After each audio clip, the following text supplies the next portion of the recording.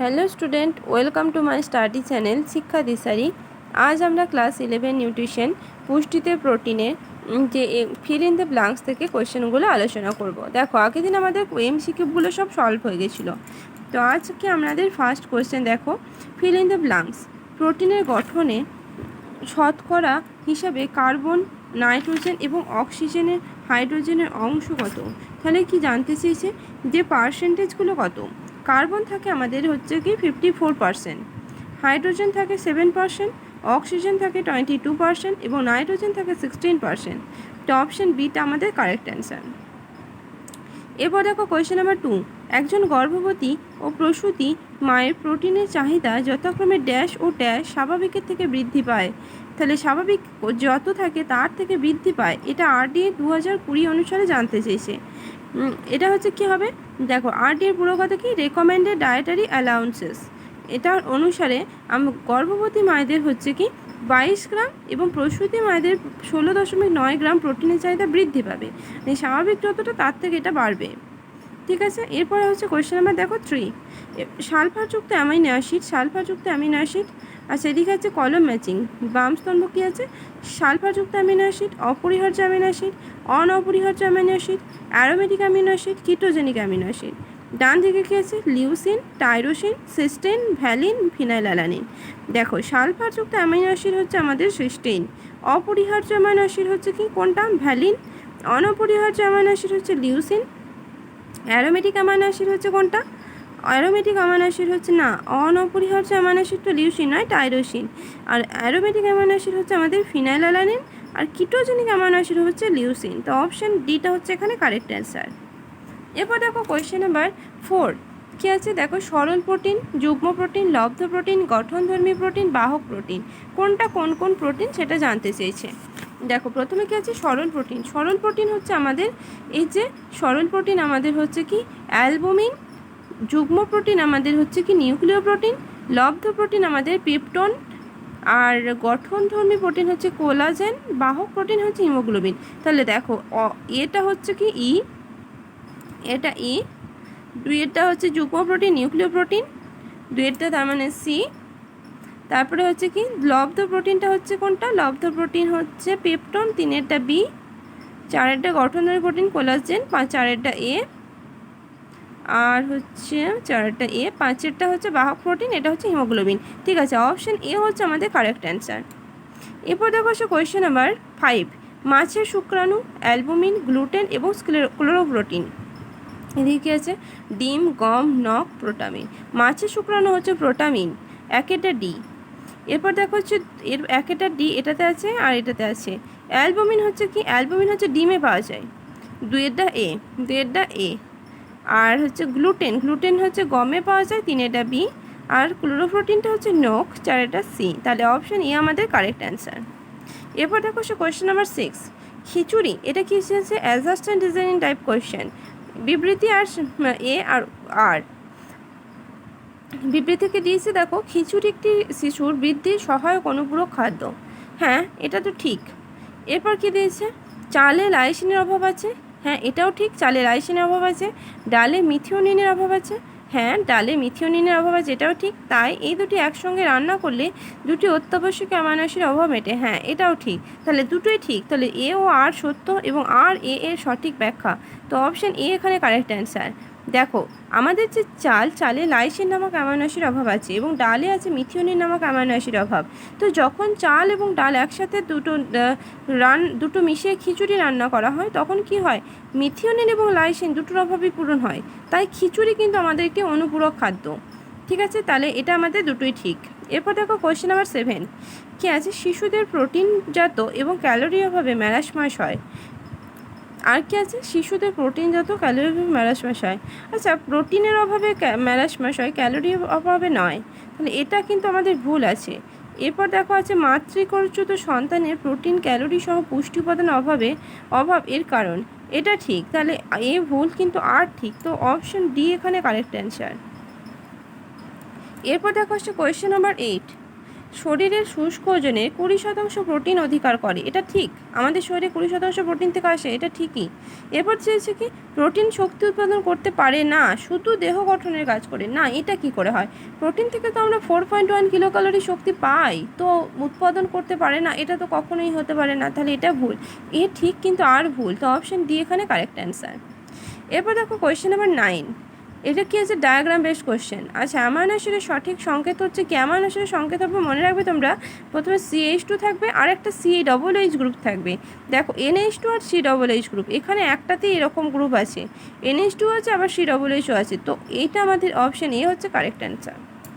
এরপর দেখো question number 10, peptide বন্ধনী গঠন কেমন? পেপটাইড বন্ধনী একটা CO আর একটা NH, এটা হচ্ছে পেপটাইড গঠন, একটা CO থাকবে আর একটা NH থাকবে। এরপর থাকে কোয়েশ্চেন নাম্বার 11, প্রোটিনের জুইটার আয়নিত অবস্থাটি নিম্নরূপ। প্রোটিনের জুইটার আয়নের অবস্থা কেমন হবে? NH3+ থাকবে একটা, আর তার সঙ্গে বন্ড থাকবে কার্বন আর হাইড্রোজেন, তো এইটা আমাদের কারেক্ট অ্যান্সার, অপশন বি আমাদের কারেক্ট অ্যান্সার হয়ে যাবে। কোয়েশ্চেন 11 হলো। এরপর দেখো কোয়েশ্চেন নাম্বার 12, কী আছে দেখো? প্রাণীজ ট্রু ফলস বেস কোয়েশ্চেন। আচ্ছা, প্রাণীজ প্রোটিন হলো সম্পূর্ণ প্রোটিন, হ্যাঁ এটা ঠিক। উদ্ভিজ্জ প্রোটিন অসম্পূর্ণ প্রোটিন, এটাও ঠিক। উদ্ভিজ্জ প্রোটিনের গুণমান প্রাণীজ প্রোটিনের তুলনায় ভালো, না এটা ভুল। প্রাণীজ প্রোটিনের গুণমান উদ্ভিজ্জ প্রোটিনের তুলনায় বেশি ভালো। প্রাণীজ প্রোটিনের গুণমান উদ্ভিজ্জ প্রোটিনের তুলনায় ভালো, এটা ঠিক। তাহলে A, B আর ডিটা ঠিক, সিটা ভুল। A, B, D ঠিক, সিটা ভুল, তাহলে অপশন ডি আমাদের এখানে কারেক্ট হয়ে যাবে। এরপর দেখো কোয়েশ্চেন নাম্বার 13, প্রোটিন বেশি খেলে শরীরে জলের চাহিদা বাড়ে। প্রোটিন বেশি খেলে শরীরে জলের চাহিদা বাড়ে। দেখবে আমরা যখন কোনো মাংস খাই, বিশেষ করে যখন মাটন খাই, মাটন খেলে দেখবে শরীরে প্রচুর জল তেষ্টা পায়। তার মানে প্রোটিন কী করছে? আমাদের হজম হতে বেশি, পরিপাক হতে বেশি টাইম লাগছে, এবং এই পরিপাকে সহায়তা করে জল, তো জলের চাহিদাও তখন বেড়ে যায়, তো আমাদের তখন শরীরে জলের চাহিদা বাড়ে, তো এটা ঠিক। এরপর আছে উৎসেচকের ক্ষরণ বাড়ে। হ্যাঁ, প্রোটিনকে যেহেতু পরিপাকের জন্য বেশি টাইম লাগে, তো উৎসেচকের বেশি দরকার পড়ে, এবং তো ক্ষরণও বাড়ে, তো এটাও ঠিক। এরপরে আসছে পেটে গ্যাস হয়, এটাও ঠিক, কারণ দেখবে যখন আমরা বেশি প্রোটিন জাতীয় খাবার খাই তখন সেটা পরিপাক হতে টাইম লাগে, এবং সেখান থেকে আমাদের গ্যাসও হয়। অনেক সময় পরিপাক হয়ও না, এবং সেখান থেকে অত্যধিক গ্যাস হয়ে যায়, তো এটাও ঠিক। এরপর অতিরিক্ত প্রোটিন হার্ট সুস্থ রাখে না, অতিরিক্ত প্রোটিন কখনো হার্ট সুস্থ রাখে না, এটা থেকে আমাদের শরীরে ক্ষতি করছে, তাহলে এটা ভুল। তাহলে A, B ও C ঠিক, ডিটা ভুল, তাহলে অপশন এ হচ্ছে এখানে কারেক্ট অ্যান্সার। এরপর হচ্ছে কোয়েশ্চেন নাম্বার 14, তাপ পেলে প্রোটিন তঞ্চিত হয়। হ্যাঁ এটা ঠিক, যেমন আমাদের ডিমের যে প্রোটিন, সরল প্রোটিন অ্যালবুমিনকে যখন আমরা হিট দিই তখন কী হয়? এর যে প্রোটিন সেটা তঞ্চিত হয়ে যায়, তার মানে তাপ পেলে প্রোটিন তঞ্চিত হয়, এটা ঠিক। এরপর হচ্ছে বি, একটি সংকোচী প্রোটিন হলো মায়োসিন, এটাও ঠিক। সংকোচী প্রোটিনে হচ্ছে মায়োসিন, অ্যাক্টিন, মায়োসিন, এই দুটো হচ্ছে আমাদের সংকোচনশীল প্রোটিন। এরপর হচ্ছে সি, প্রোটিন অভাবে বড়দের ক্যাচেসকিয়া হয়, এটাও ঠিক। প্রোটিনের অভাবে ছোটদের যেমন কোয়াশিওকর হয়, সেরকম বড়দের রোগটি হয়, সেটা হচ্ছে ক্যাচেসকিয়া, এটাও ঠিক। এরপর হচ্ছে ডি, কোলাজেন একটি গঠনধর্মী প্রোটিন। হ্যাঁ, কোলাজেন আমাদের গঠনধর্মী প্রোটিন, এটা আমাদের অস্থি গঠনে সাহায্য করছে, তো A, B, C, D চারটি ঠিক, তো অপশান সিটা হচ্ছে এখানে কারেক্ট অ্যান্সার। এরপর হচ্ছে কেস বেস কোয়েশ্চেন।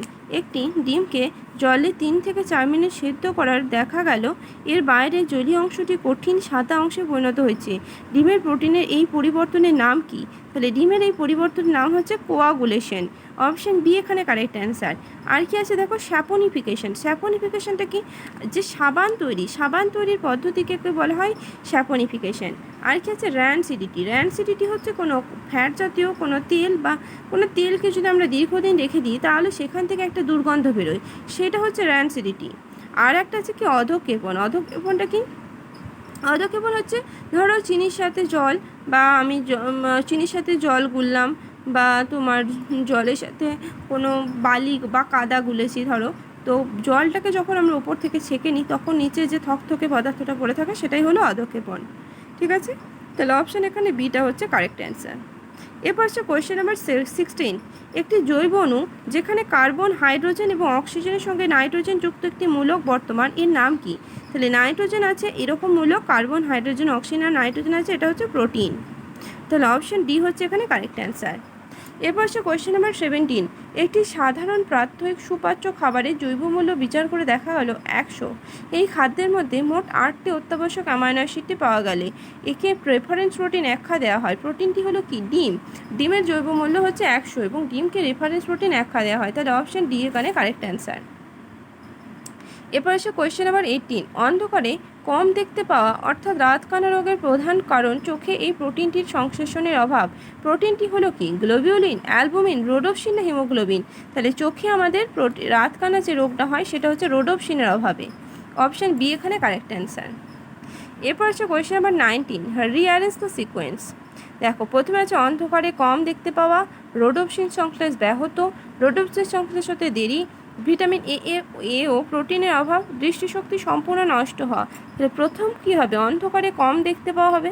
তারপরে কী হবে? রোডোপসিন সংশ্লেষ হতে দেরি হবে। তারপর রোডোপসিন সংশ্লেষ ব্যাহত হবে। এরপর না, প্রথমে তো অন্ধকারে কম দেখতে পাওয়া হবে না, প্রথম হবে ভিটামিন এ ও প্রোটিনের অভাব। ঠিক আছে, দেখো প্রথম হবে ভিটামিন এ ও প্রোটিনের অভাব হবে। এরপর হচ্ছে অন্ধকারে না, এটা প্রথমে হবে ভিটামিন এ ও প্রোটিনের অভাব। চারেরটা প্রথমে আগে হবে, চারেরটা এ হবে। তারপরে হবে রোডোপসিন সংশ্লেষ হতে দেরি, তিনেরটা হবে চারের পর 3। তারপর রোডোপসিন সংশ্লেষ ব্যাহত হবে। তারপরে অন্ধকারে কম দেখতে পাওয়া, তারপর দৃষ্টিশক্তি সম্পূর্ণ নষ্ট হওয়া। তাহলে কোনটা আগে হলো? দেখো ভিটামিন এ ও প্রোটিনের অভাব, তাহলে এটা হবে 1। তারপরে হচ্ছে রোডোপসিন সংশ্লেষ হতে দেরি, এটা হচ্ছে 2, এটা 2 হবে। এরপর রোডোপসিন সংশ্লেষ ব্যাহত হবে, তার মানে এটাকে আমরা 3 বলবো। এরপর হচ্ছে অন্ধকারে কম দেখতে পাওয়া, তার মানে এটা হবে 4। আর এই যে দৃষ্টিশক্তি সম্পূর্ণ নষ্ট, এটা হচ্ছে 5। ঠিক আছে, এখানে অপশানগুলো একটু ভুল দিয়েছে। এরপর দেখো কোয়েশ্চেন নাম্বার 20। ছোট থেকে বড় অনুযায়ী সাজাও। পেপটাইড, অ্যামাইনো অ্যাসিড, পলিপেপটাইড না প্রোটিন? আচ্ছা, প্রথমে কি হবে? অ্যামাইনো অ্যাসিড সব থেকে ছোটো, তারপরে হবে পেপটাইড, তারপরে পলিপেপটাইড, তারপর প্রোটিন। তাহলে অপশন এ এখানে কারেক্ট অ্যান্সার। ঠিক আছে, আচ্ছা আজকে আমাদের প্রোটিনের MCQ প্লাস তোমার যে আদার্স টাইপ যে কোয়েশ্চেনগুলো ছিল সেগুলো সব সলভ হয়ে গেল। নেক্সট ভিডিওতে আমরা আলোচনা করব পুষ্টিতে স্নেহ পদার্থ ও তেল সম্পর্কে। ঠিক আছে, তো আজকের ক্লাস আমাদের এখানেই শেষ। দেখা হচ্ছে নেক্সট ভিডিওতে। ওকে, থ্যাংক ইউ।